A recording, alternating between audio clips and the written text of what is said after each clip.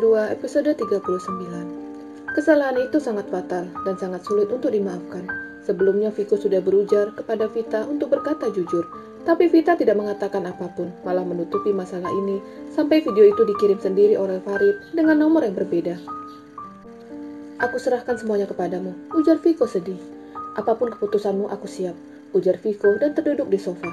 Tidak Viko, aku tidak ingin kemana-mana. Vita langsung bersimpu di kaki suaminya. Aku memang melakukan kesalahan, tapi semua ini tidak seperti yang kamu pikirkan. Stop Vita, apa maksud perkataanmu? Kamu ingin mengatakan jika kamu melakukan itu dalam keadaan tidak sadar? Vita menundukkan kepalanya, lalu dia menganggukkan kepalanya.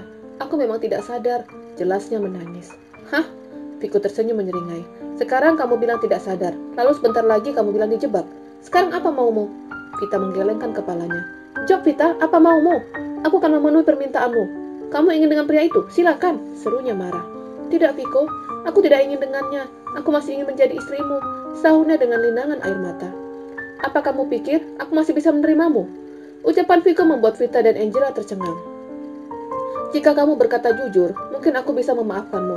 Tapi kamu seolah-olah menutupi ini dariku. Dan jika video ini tidak dikirimkan kepadaku, mungkin kamu akan tetap menutupi ini. Viko menghembuskan nafasnya secara kasar. Aku akan membebaskanmu seperti yang kamu inginkan, ujarnya dengan suara berat. Lalu dia beranjak dari ruangan itu, berlalu begitu saja. Viko duduk di taman sembari menangis. Dia mencintai istrinya, tapi pengkhianatan itu tidak bisa diterimanya. Melihat rekaman itu dan mendengar desaan itu membuatnya geram dan jijik. Sakit hatinya benar-benar sakit.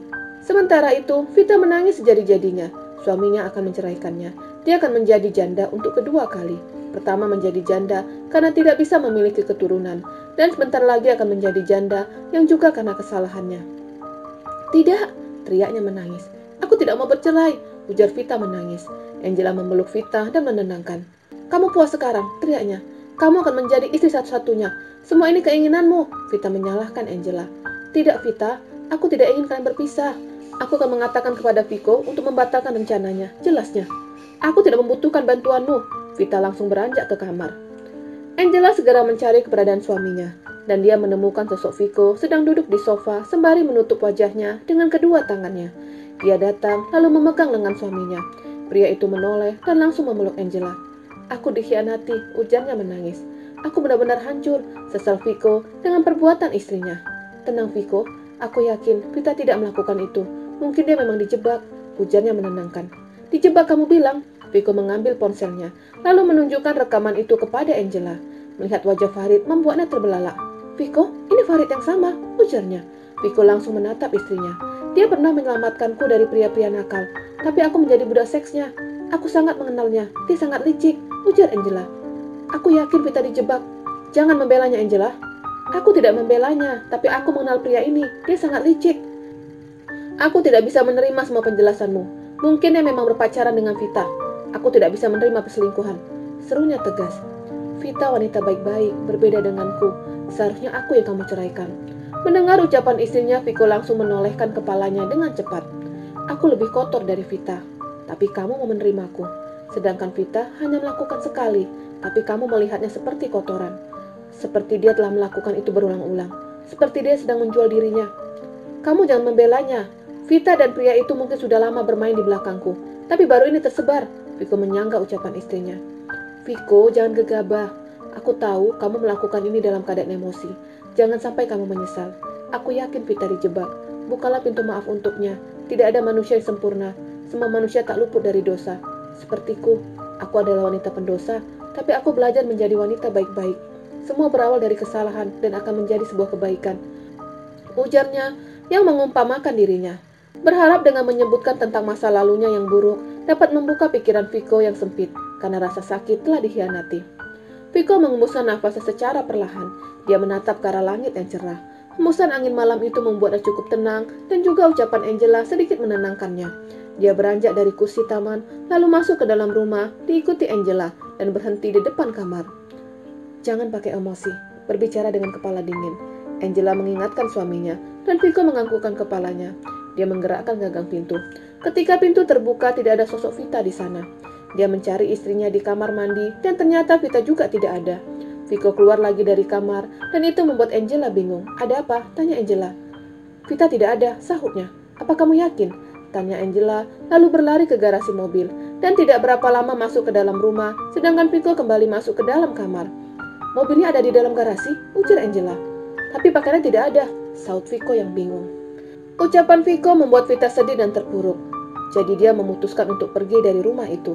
Dia hanya membawa pakaiannya, sedangkan mobil pemberian Viko ditinggalkannya di garasi mobil.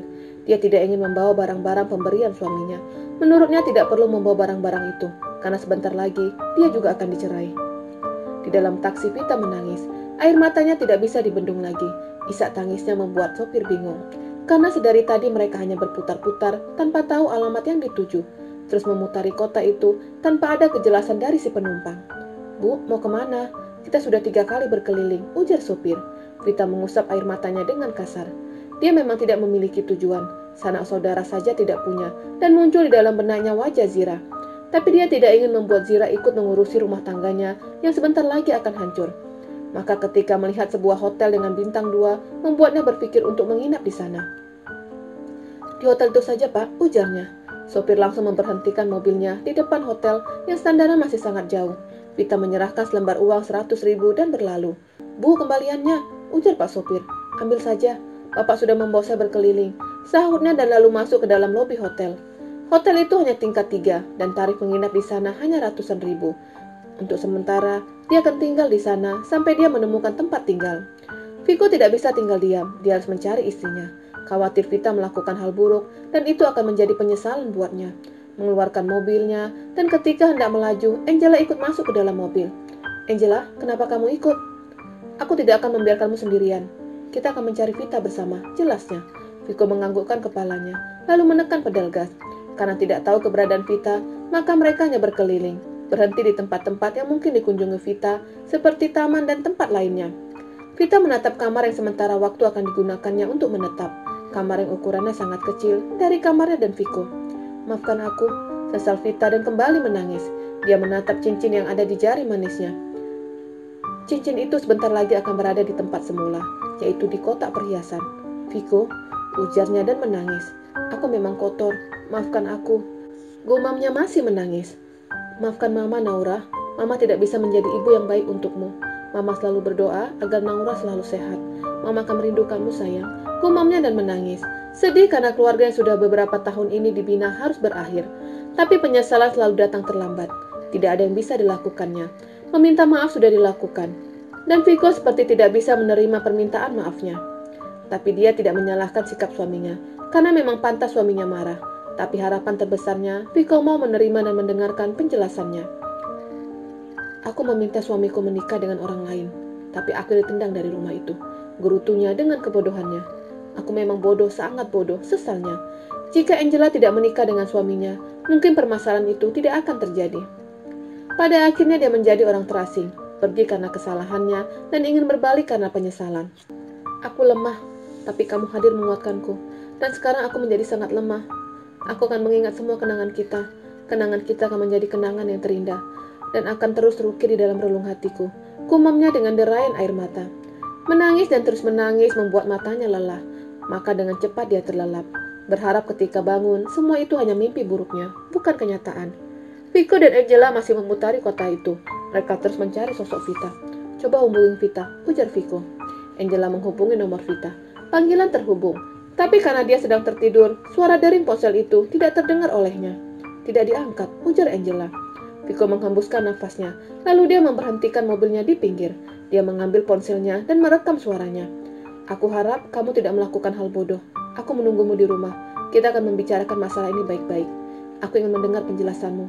Pulanglah, kami menunggumu. Ujar Viko lalu menyimpan rekaman suaranya dan mengirim ke nomor Vita. Angela tersenyum dengan sikap suaminya yang berbesar hati, mau memaafkan kesalahan Vita. Farid diletakkan di markas Ziko. Dia menjadi tahanan di rumah itu. Tidak dibiarkan bebas sampai waktu yang belum ditentukan. Sementara itu, video asli sudah di tangan Ziko dan diserahkan ke Zira.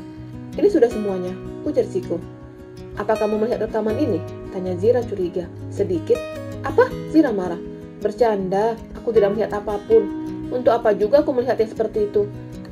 Aku sudah memiliki bidadari di sini, yang kecantikannya mengalahkan siapapun. Gombal. Zira menyepikkan bibirnya.